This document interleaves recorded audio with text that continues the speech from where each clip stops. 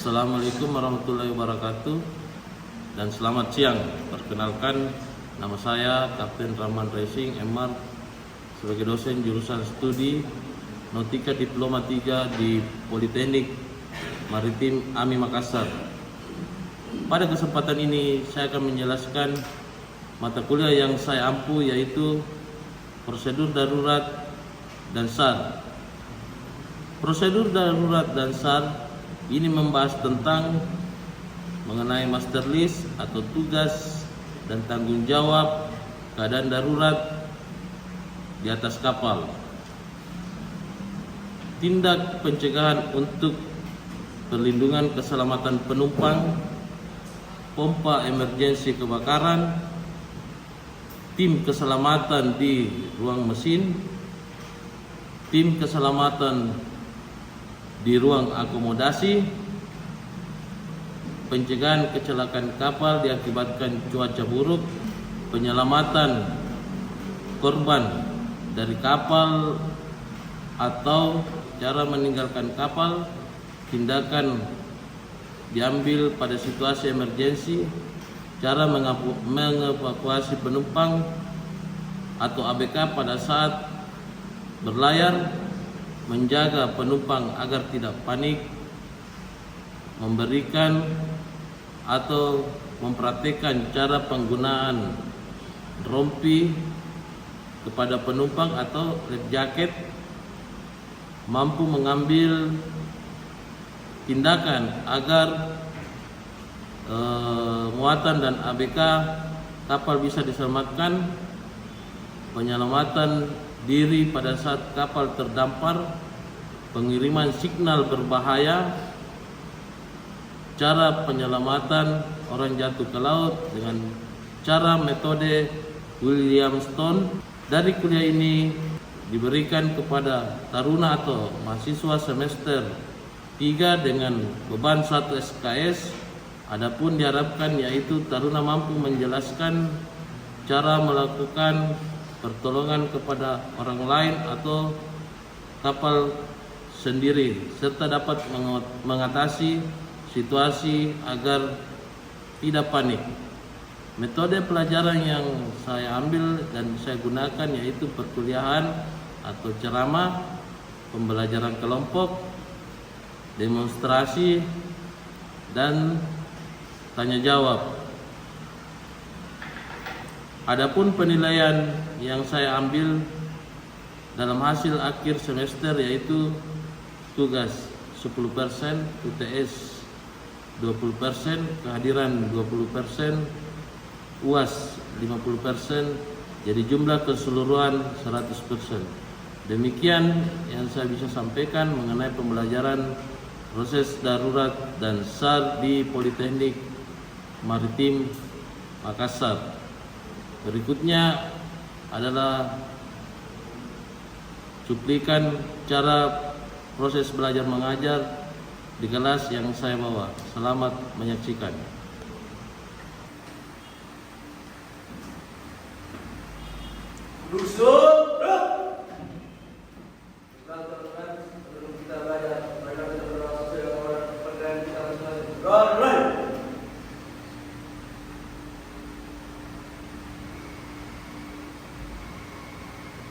Selesai.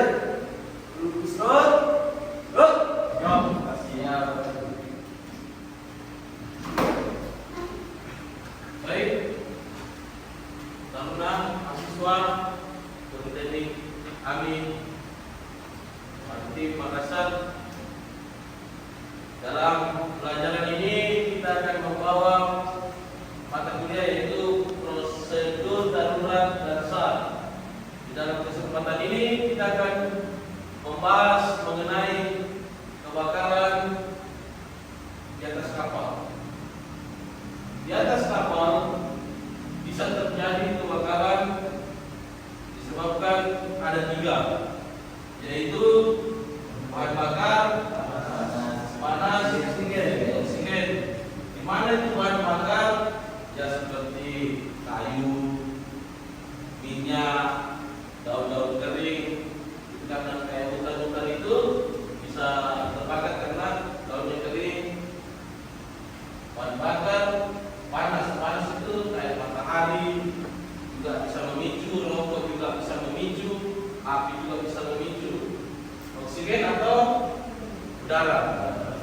kedua, mana oksigen ini kalau dia ketemu ini semua akan menimbulkan inilah yang dikatakan namanya segitiga api. Ingat, jangan kamu lupa yang namanya segitiga api ini, karena ini di kapal akan jadi kamu sebagai wanita, kamu harus hafal pada saat audit, pada saat pemeriksaan di atas kapal, kamu akan ditanya ini apa yang menimbulkan kebakaran di atas kapal. Apa tindakan Anda lakukan pada saat kamu melihat api di atas kapal? Tindakan kamu yaitu membunyikan alarm sesuai master list yang ditentukan oleh SOLAS dan Marpol. Itu di dalam master list yang harus kita lakukan yaitu membunyikan alarm. Tindakan yang harus dilakukan membunyikan alarm, menghentikan kegiatan muatan apabila lihat sebagai semacam asap, semacam api. Peran sesuai daftar sijil kebakaran atau master list, kegiatan penanggulangan harus dilaksanakan. Berarti kita harus melaksanakan penanggulangan dan sudah terbakar itu kita harus cegah bagaimana tidak merembes kemana-mana. Memberikan informasi kepada terminal apabila kita ada di pelabuhan, segera menginformasikan kepada pelabuhan sekitar agar kita diberi tim penyelamat dari terminal atau pelabuhan terkait. Pihak terkait mengajukan pengajuan bantuan pemadam kebakaran bersifat eksternal yang saya bilang tadi. Tim SAR atau tim pemadam itu akan datang ke kapal kita untuk saling membantu. Contoh kemarin ada di Sini, ada pernah lihat sini kebakaran pelabuhan ini. Sini terjadi kebakaran di pelabuhan Makassar, sehingga dia membutuhkan bantuan, meminta bantuan kepada pihak Makassar atau pelabuhan terkait. Menutup seluruh pintu dan matikan ventilasi oksigen, menutup semua pintu biar oksigen tidak masuk, biar tidak merambat keluar. Matikan ventilasi agar tidak keluar dari kapal. Lokalisasi kebakaran, informasi kepada seluruh personil mengenai sumber kebakaran. Jadi maksud tadi itu tim yang ada di dalam master list harus bergerak cepat, posisinya di mana sudah diatur oleh sedemikian rupa dalam master list sebagai tugas dan tanggung jawab sesuai dengan sijil di atas kapal.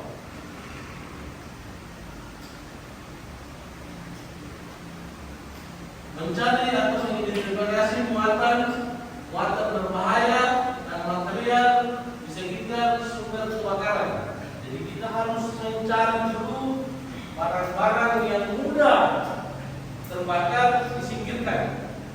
Jangan disatukan sama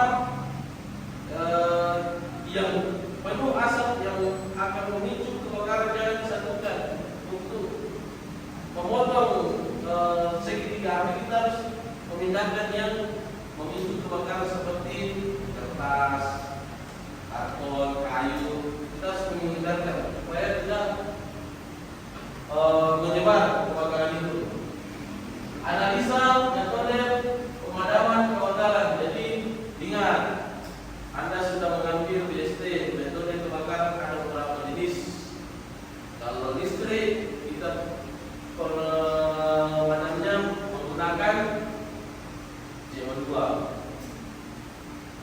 Tetapi orang itu biasanya menggunakan air. Ingat, air ada kalanya tidak termakan oleh api. Contoh kebakaran diakibatkan arus pendek atau listrik. Itu untuk untuk api sebenarnya dia tidak terlalu cepat padam nih kalau air. Bagusnya menggunakan CO2. Pernah dengan CO2? Nah, ada yang asap itu. Nah itu kalau untuk mengenai listrik itu CO2. Tetapi kalau kayu, terus kalau yang lainnya kertas apa itu kain apa bisa pakai air. Tapi kalau listrik bagusnya menggunakan CO2. Apabila perlu kemungkinan untuk mengevakuasi kapal dan mempersiapkan keamanan dokumen. Apabila perlu kemungkinan untuk mengevakuasi kapal, berarti kalau memang betul-betul parah untuk mengevakuasi kapal, itu biasanya nakoda bawakan kapal dari pelabuhan. Entah dia ditarik oleh asisten, entah dia dipotong talinya pakai kampak itu tali yang ada yang menyangkut di pelabuhan. Kenapa? Apabila dia di pelabuhan, dia akan memudahkan pelabuhan itu terbakar. Dan kalau pelabuhan itu terbakar karena kontainer kena apa, dia akan mengganti rugi cukup besar, sehingga banyak kali itu kalau kita sebagai nakoda mesti dibawa pergi di kapal. Paham?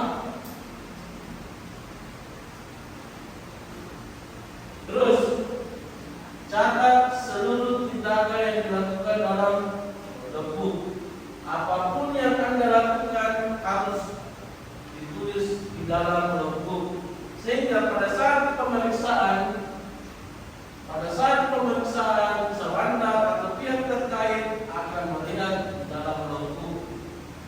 Jadi logbook yang macam-macam, banyak yang memanipulasi.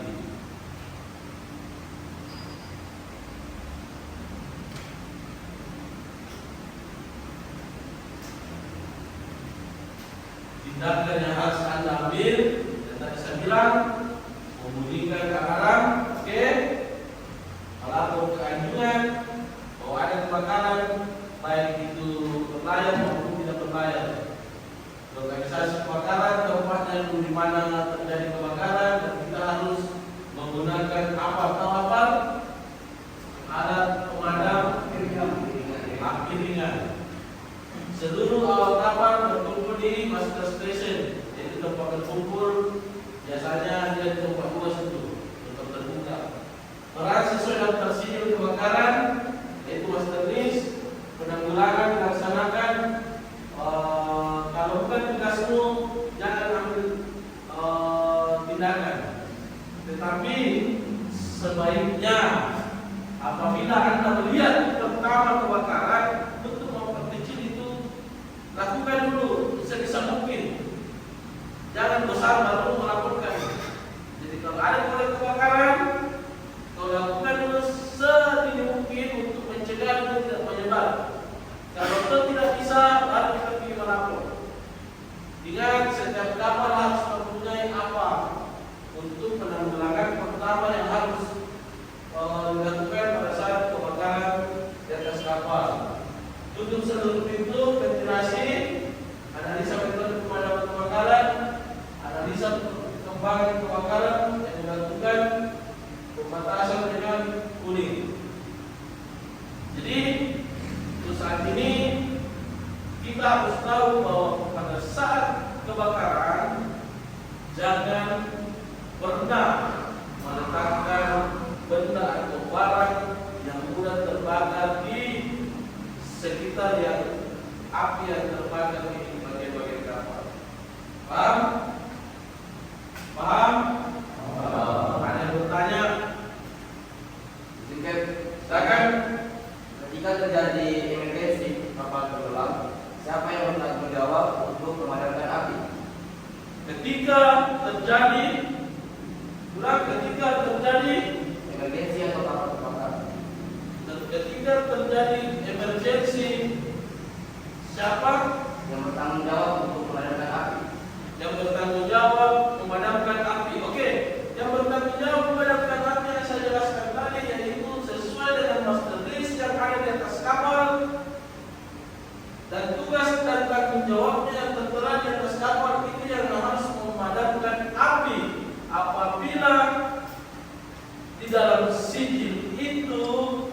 tidak bisa memadamkan, maka kita menggerakkan semua anggota kapal atau ABK yang lain. Jadi di dalam master itu atau sijil kebakaran itu sudah tertera nama, jabatan, apa semua, dan kita sudah di situ. Anda harus mengetahui, oh saya tugas saya apa, oh saya punya jabatan paling tinggi apa tugas, oh membawa ini, dan itu sudah ditata sedemikian rupa oleh Solas dan STJW di Alkitab Perahu. Paham? Oke, ada lagi? Apa saja yang memicu terjadinya kebakaran di atas kapal? Apa saja yang memicu kebakaran di atas kapal? Oke, kita kembali lagi ada pertanyaan itu. Apa saja yang memicu kebakaran di atas kapal? Kita lihat kembali ke sini yang memicu. Ingat, kadang orang lalai, kadang orang berpikir bahwa ini tidak terbakar. Jangan anggap sepele. Inilah pemicunya. Bahan bakar, panas, oksigen. Bahan bakar bisa dikatakan minyak, bisa dikatakan barang yang mudah terbakar. Panas bisa untuk matahari atau api. Nah ini dan udara. Jadi ketika ini kalau dia akan bersatu, dia akan melakukan, dia akan terjadi api yang sangat besar.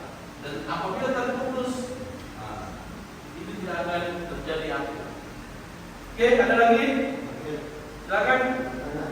Apa yang memicu apa yang digunakan untuk mengirimkan signal? Oke, kalau ini sudah sangat besar, api ini sangat besar, kita tidak bisa mengendalikan, maka kita harus mengirimkan sinyal kepada kapal-kapal lain, dan kita mengirimkan sinyal ke tim darat, tim sar yang lain, yaitu ada yang digunakan, yaitu parasubsidnya, itu juga bisa digunakan untuk kita minta pertolongan atau kalau bisa juga saat dipasang juga, karena kalau sudah berskala besar kapal itu akan membesar, mau tidak mau kita akan loncat, kita akan meninggalkan kapal, mau tidak mau.